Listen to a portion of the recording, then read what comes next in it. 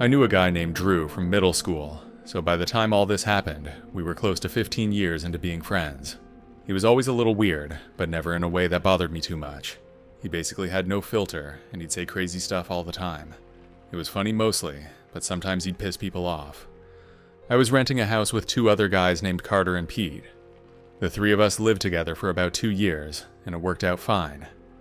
Drew wasn't a roommate. He was just someone who came around a few times a week, usually on weekends when we had people over. Then one Friday night, there were 5 or 6 of us hanging out in the living room.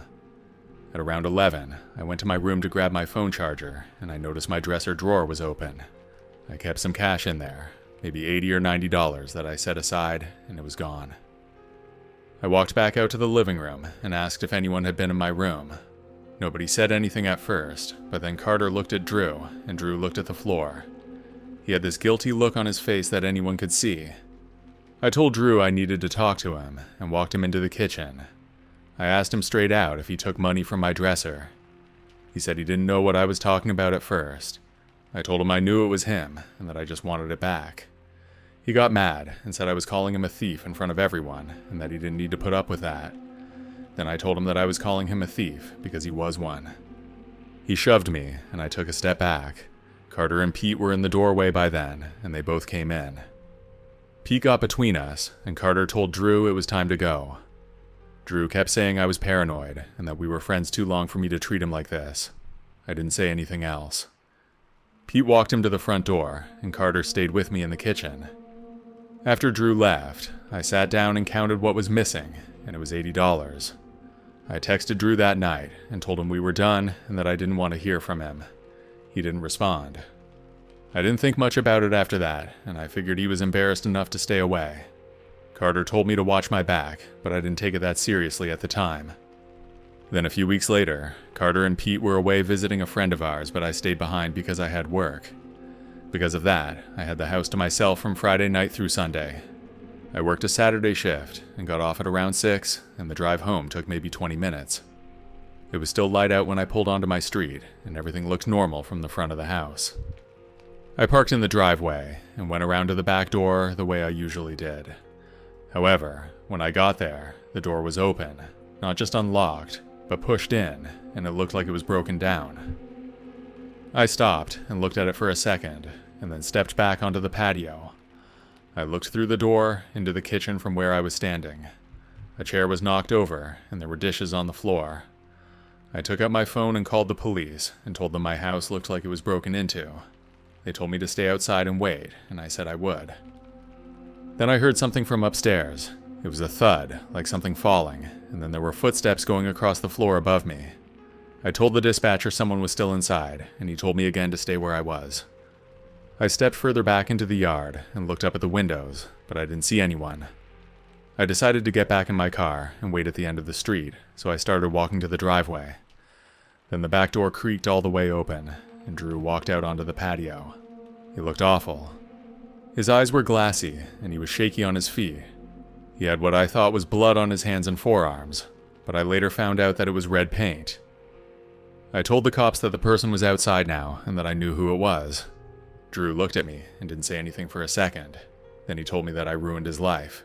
He said I got him cut off from everyone, and that I owed him. Then he stepped off the patio and started walking to me. I backed up towards the side of the house. I wanted to get around him and back to the front, but he cut me off, and I ended up with the fence behind me. He was bigger than me, but he was moving slow, and he was clearly not all there. He tried to punch me once, but I stepped to the side, and he stumbled forward. His foot caught the edge of a concrete garden border that went along the back of the house, and he fell onto the grass. He didn't move after that. I ran around the side of the house to the front, and stayed on the phone until the police pulled up. Drew was sitting up against the fence with his hands zip-tied behind him. He had a cut on his temple that was bleeding, but he was conscious and talking. One of the officers told me he was going to be taken in for evaluation before they booked him. They walked me through the house after that. The kitchen was a mess, but mostly just knocked around. The living room was the bad part. Someone poured a can of red paint on the carpet, and partway up one wall. The couch and the coffee table were shoved to one side, and a lamp was broken on the floor. My room was messed up a little, but not that bad, and the other bedrooms were untouched. I called Carter and Pete and told them what happened. Carter drove back that night, and Pete came the next morning. Drew got charged with breaking and entering an assault. His lawyer got the assault charge knocked down at some point during the process, but he took a plea on the rest. He got 18 months probation and had to pay restitution for the damage to the house. I don't have a good explanation for why he did it. He was mad, and he wanted to take it out on me. I get that.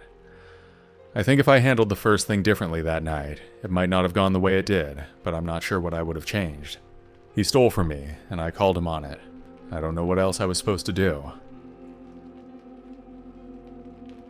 This happened when I was 17, and my parents went to visit my aunt for a long weekend. It was the first time I'd been left alone in the house for more than a night, and I wasn't doing anything crazy. I was just going to relax by myself, but wanted to get some weed. A friend of mine named Blake mentioned a guy named Mike a few weeks before. He went to our school, and Blake said that he bought from him all the time.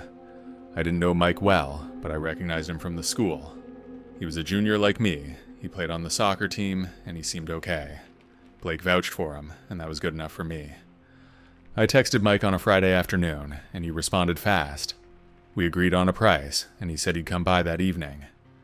I gave him my address without thinking much about it. I cleaned up the living room a little before he came over, which seems funny to think about now. Mike showed up at around 7.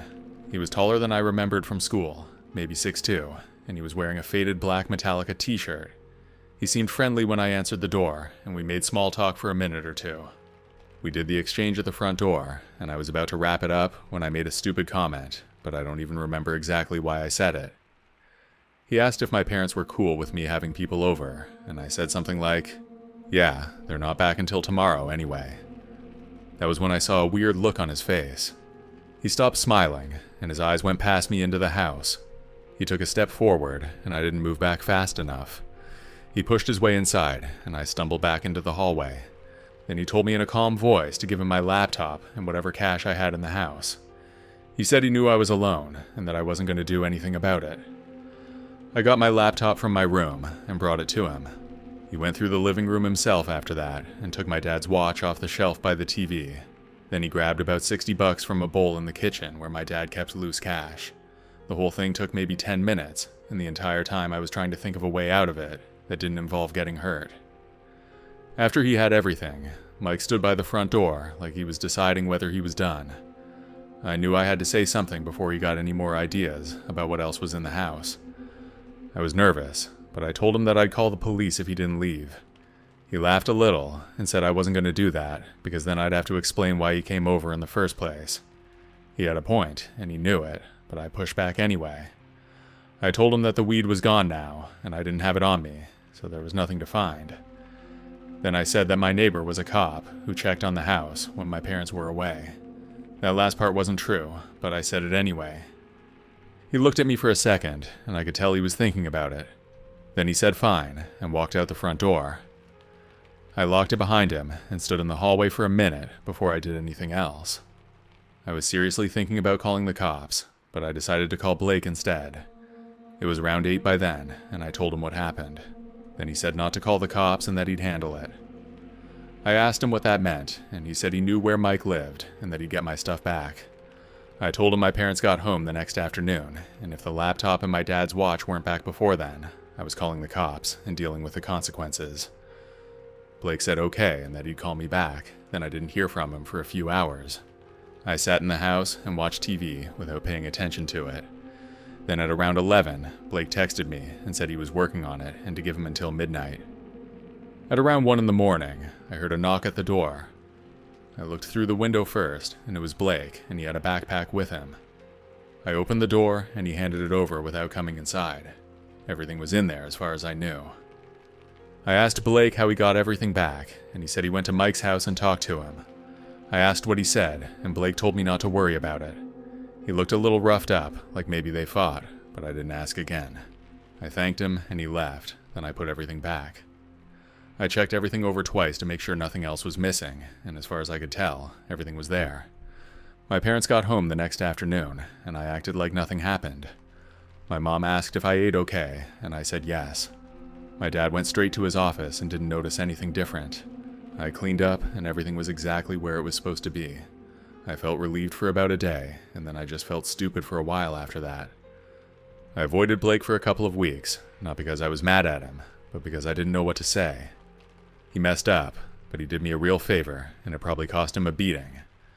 Eventually I texted him and said thanks again, but he just replied with a thumbs up, and we didn't bring it up after that. We stayed friends, but we never talked about that night. I saw Mike at school a few times before the year ended. Then about 3 months into the next school year, Mike started hanging out with some guys I kind of knew, and I saw him at a few parties. One time he tried to make conversation about a teacher we both had. I answered in one word and walked away. A week after that, he came up to me before first period and said he wanted to apologize for what happened and that he'd been going through some stuff at the time. He seemed genuine about it, but I told him to stay away from me anyway. He looked a little surprised, like he expected the apology to clear things up. I also stopped buying weed for a while after that, not because of any big lesson, but because it just didn't seem worth the trouble anymore. I guess I figured out pretty fast that the people you buy from aren't always the best guys, and I learned that the hard way when I was 17. This happened when I was 16, and I lived with my mom in an apartment in a house. The landlord was named Gary, and he lived on the main floor, while we rented the upstairs unit. My mom worked night shifts at a hospital as a nurse, so most evenings it was just me in the apartment by myself. Gary was in his 50s and he drank a lot. I knew because I could hear him some nights. He would talk to himself a lot and play music too late. My mom always told me to just stay upstairs and ignore him, and that usually worked fine. He never talked to us that much, and we never really got to know him. He'd just wave if he saw us coming up the stairs, and that was about it.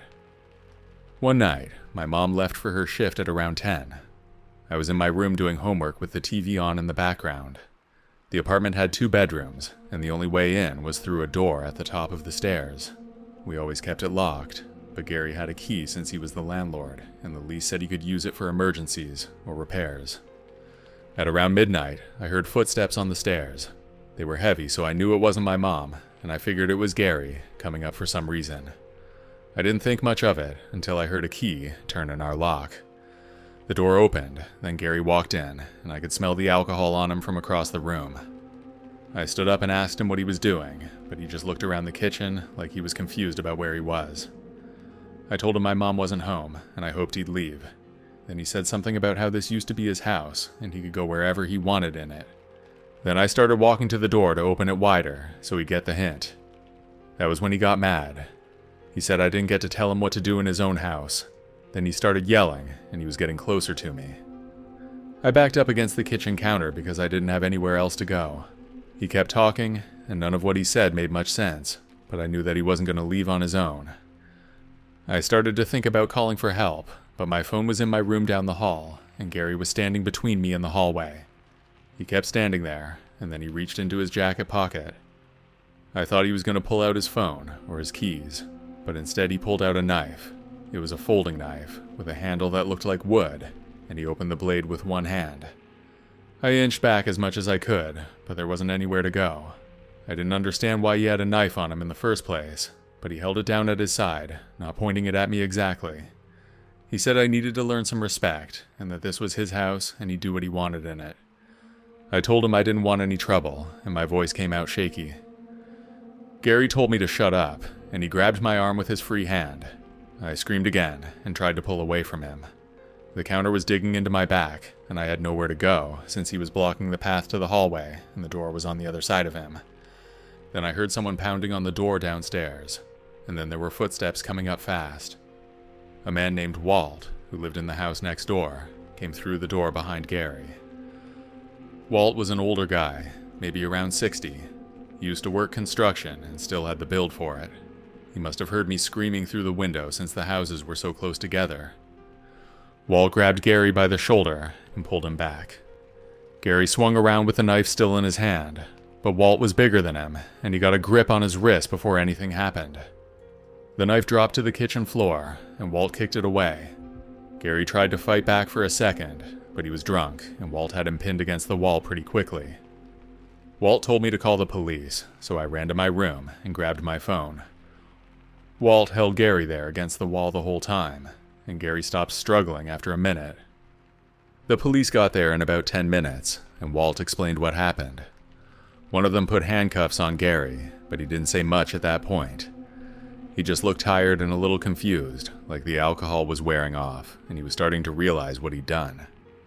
I called my mom at the hospital, and she got someone to cover the rest of her shift so she could come home. She got there before the police even finished, and she went straight to me first, before she said anything to anyone else. She kept asking if I was hurt anywhere, and I told her I was fine. The police told us Gary would be charged with assault and unlawful entry, since he came into our apartment without permission and threatened me with a weapon. They said the fact that I screamed and a neighbor heard me probably worked in our favor, since Walt could confirm everything I said. My mom thanked Walt about 5 times before he finally left to go back to his own place. He just said he was glad he heard me in time, and that anyone would have done the same thing.